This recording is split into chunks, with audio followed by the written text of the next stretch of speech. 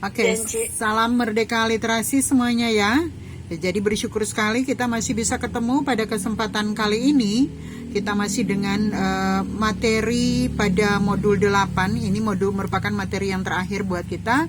Di modul 8 ini ada materi tentang artikel ilmiah yang di dalamnya memiliki artikel konseptual. Nah, di antaranya di antara artikel konseptual terdapat artikel ilmiah dalam bentuk esai. Nah, pada kesempatan ini pula teman kita Cynthia akan merefleksikan seperti apa yang dirasakannya selama melaksanakan atau mengikuti pembelajaran atau perkuliahan jarak jauh. Namun sebelumnya Cynthia mau ingatkan bahwa sesudah ini nanti tolong Cynthia perbaiki nama. Ini semua Cynthia huruf kecil. Baru kalau ini barangkali ya di NIM juga, kemudian MK Bahasa Indonesia, ampun. Ini parah banget Cynthia ya. Jadi tolong sesudah ini perbaiki penulisannya. Begitu juga dengan mahasiswa yang lain. Agar memperbaiki, coba lihat di PPT kalian apakah sudah benar penulisannya atau masih terdapat kesalahan ya. Jadi berharap agar kalian sangat memperhatikan karena ini sudah ada pada modul 2 sebagai materi dalam bentuk teori agar Anda memahami materi pada modul 3 hingga modul 8. Baik. Untuk mengefisiensi waktu, disilakan Cynthia untuk presentasinya ya. Baik, Ci. Salam merdeka literasi. Terima kasih atas kesempatan yang telah diberikan. Saya pada kesempatan kali ini akan mempresentasikan modul 8 tentang artikel ilmiah. Refleksi pembelajaran jarak jauh dalam situasi khusus pandemi. 1. Latar belakang PJJ. Maksudnya pendidikan jarak jauh pada dasarnya dipicu oleh suatu kondisi tertentu di mana adanya kesenjangan jarak antara pengajar dan para siswa. Kesenjangan ini semakin diperlebar lagi dengan adanya masalah yang timbul sebagai akibat dari penyebaran demografis yang luas dan tidak merata, keterbatasan teknologi dan transportasi, dan lain sebagainya. Konsep sistem PJJ pada awalnya dimaksudkan untuk membuka kesempatan belajar seluas-luasnya pada siapa saja dengan biaya yang terjangkau dan fleksibel. PJJ hadir sebagai terobosan dengan memanfaatkan jaringan komputer dan internet dalam proses pembelajarannya, berupa audio, video, perangkat komputer, ataupun kombinasi ketiganya. PJJ kemudian diterapkan oleh Kemendikbud sebagai upaya pengendalian wabah COVID-19 dalam dunia pendidikan. PJJ dinilai sebagai solusi yang tepat untuk tetap menjalankan proses pendidikan di tengah pandemi. Sebab, ketika pandemi melanda, hanya ada 2 pilihan, melakukan pembelajaran jarak jauh meskipun tidak terlalu optimal atau tidak melaksanakan pembelajaran sama sekali. 2. Suka dan duka mengikuti PJJ. Suka. Mengikuti PJJ berarti pembelajaran dilakukan di rumah yang membuat saya memiliki banyak waktu untuk berkumpul dengan keluarga, tidak perlu misalkan bisa menghemat uang jajan dan belum harus tinggal di tempat kos.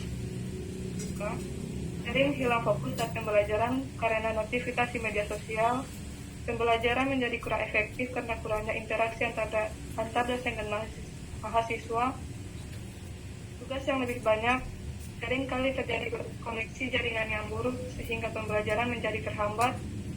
Perangkat elektronik yang digunakan seperti smartphone dan laptop menjadi cepat panas karena digunakan dalam waktu yang lama, dan iritasi mata yang disebabkan karena menggunakan waktu yang semakin dan durasi yang lama. 3. Manfaat dari adanya PJJ.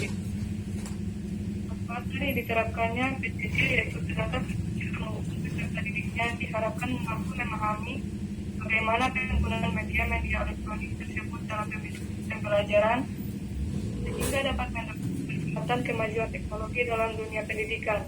Selain itu, orang tua juga bisa membimbing anak didik dalam Sisi positif dari adanya PJJ. Sisi positif dari PJJ ini adalah kita memiliki metode belajar yang lebih bervariatif. Kita juga bisa sadar bahwa pembelajaran tidak terjadi di dalam gedung yang mewah dengan fasilitas yang lengkap, tetapi bisa di mana saja dengan meja dan kursi sederhana di dalam kamar ataupun di ruang tamu rumah. Selain itu, dengan adanya PJJ, kita juga bisa menghemat waktu karena tidak ada waktu yang terbuang akibat perjalanan berangkat menuju kampus dan pulang ke rumah. Kelima, sisi negatif dari adanya PJJ. Sisi negatif PJJ yaitu adanya hambatan komunikasi karena kendala jaringan internet, tugas yang lebih banyak dari biasanya, beban pembelian pulsa kuota internet, materi yang diberikan kadang-kala tidak mudah untuk dipahami, anak didik yang rentan terkena stres karena tidak bertemu dengan teman sebaya, dan resiko penurunan capaian belajar karena tentu saja kegiatan tatap muka di kelas lebih baik ketimbang pembelajaran jarak jauh. Yang keenam, solusi untuk PJJ. Baiknya pemerintah menyediakan fasilitas yang memadai bagi peserta didik, mulai dari perbaikan jaringan internet, memperluas akses jaringan internet sampai ke pedesaan, bantuan khusus seperti pemberian smartphone atau laptop bagi anak didik yang kurang mampu. Juga tidak ada lagi hambatan mereka tidak mengikuti pembelajaran secara daring ini. Yuk, harapan untuk PJJ. Saya sebagai mahasiswa untuk PJJ ini adalah dosen sebagai tenaga pengajar bisa memberikan instruksi yang lebih jelas mengenai tugas yang diberikan kepada kami para mahasiswa. Dosen tidak harus terpaku pada materi yang diajarkan saja, tetapi bisa memberikan pengetahuan yang lainnya, tidak memberikan tugas yang terlampau banyak, bisa memberi keringanan kepada para mahasiswa yang tinggal di pedesaan ketika terjadi koneksi jaringan yang buruk.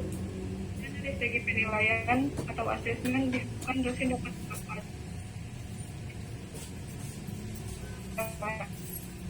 Semoga ke depan nanti pemerintah bisa memberikan akses atau media pembelajaran jarak jauh yang lebih efisien dan ringan sehingga tidak terlalu menguras kuota internet. 8. Kesimpulan dari PJJ.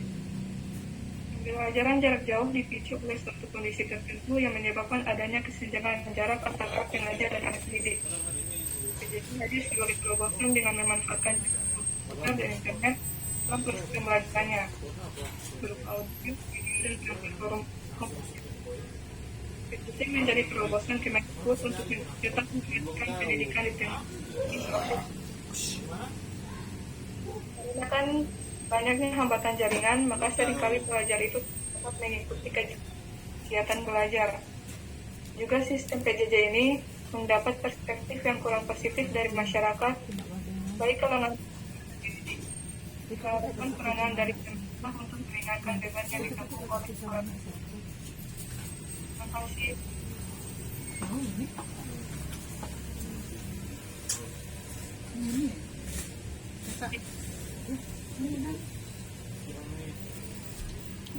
Oke. Terima kasih Cynthia. Oke. Aman-aman ya Cynthia. Untung jaringannya bersahabat. Ampun.